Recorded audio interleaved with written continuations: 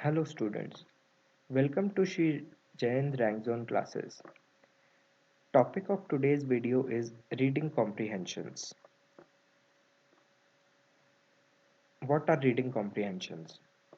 Reading comprehension is an essential component of the English language section of every competitive examination. They are also referred to as RC. Okay?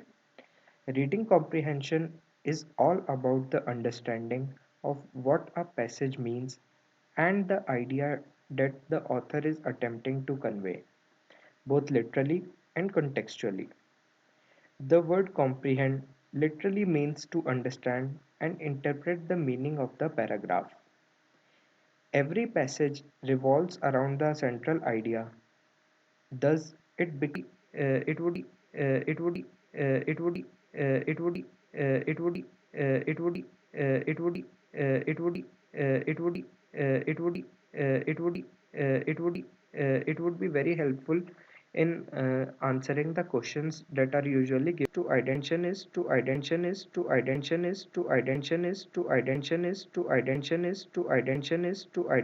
the central idea or theme of the passage. Okay. Usually, every paper has a question on reading comprehension, as it is one of the best ways to assess a student's capacity to understand, comprehend, summarize, and answer.